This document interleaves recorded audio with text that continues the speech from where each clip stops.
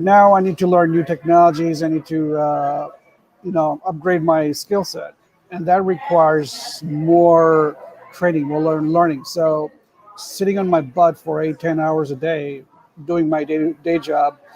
Then in the evening, I have to study. Let me restate. I want to study and learn new skill set. It's my choice. I'm Arafati, right? Yeah. And and make it, and grow in those new skill set. However, staying the same location, we're working remotely now. It drives me crazy. So I want to.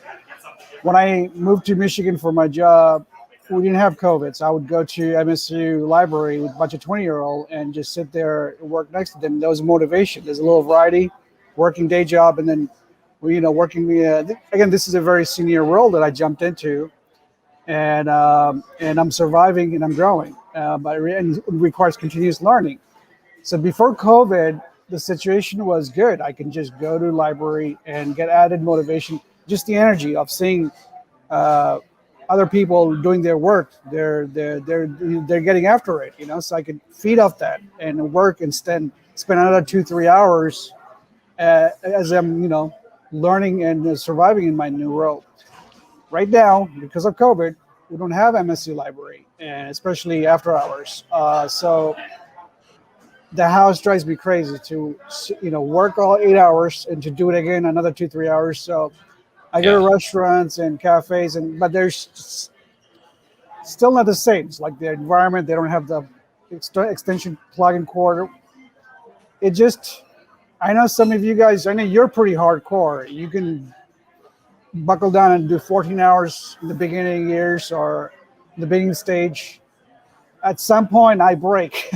I need to Yeah. go out and get some energy. And so far, I don't know what to do because it's like the cafes, restaurants are not doing it as much. And yeah, so that's how do just this is my dilemma. If you have any scenarios or any strategies to get past this and buckle down, do another 2, 3 hours of work, I'd appreciate it.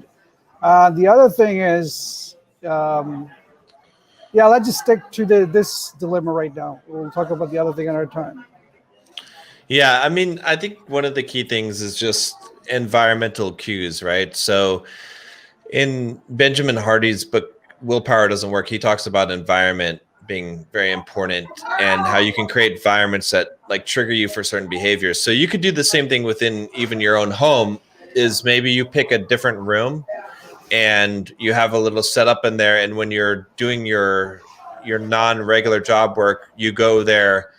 Maybe you have like a spot, or you set up a spot with a view outside, or some place. Maybe you set a standing desk up somewhere in your house or something. So it's just a different environment that you move to, so that you trigger in yourself, okay, when I go here, I'm going to work and focus, and you just spend a couple hours working there. So you're switching to that new environment that has a new set of rules that it's giving you the motivation for the thing you're working on. Now, obviously, it's not as ideal. You're using the library to do that. It was more ideal because you had that feeling.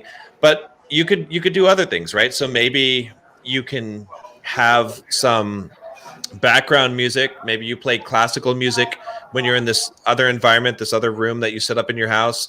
Maybe you have some incense that you burn, a certain smell that you consistently use, right? Something that creates that environmental cue. And it might sound a little bit silly, but our brain kind of works on that. Obviously, and the reason why I say this is because it's what you can control, right? You can't control that the library is closed. So, maybe that's ideal, but what can you do besides that? Well, something just came to me. I remember I think I've shared this with you before. Before I got my, this senior role as a Q engineer, uh, I never did this. I just buckled down, started for a couple of months, and jumped into the market, and I landed this job, right? And if my employer sees this, I'll be in trouble. But hopefully, they don't see that. Yeah. I hope you Yeah, can edit this out, But I started 4 or 5 months, night and day, and I jumped in this role, and I'm doing okay. Um, so with that said, I think I told you I had the I created a YouTube channel, study channel. I Yeah. had the camera on me so I don't goof up to some stupid channel, Yeah. website. Exactly. So I think I can do something like that, where in a different room, set up a couple of like I guess restart my channel, the YouTube channel, and have other study rooms. It's by the way, it's very big in South Korea. A lot of Korean students. I don't know if you know that, but like, Oh no.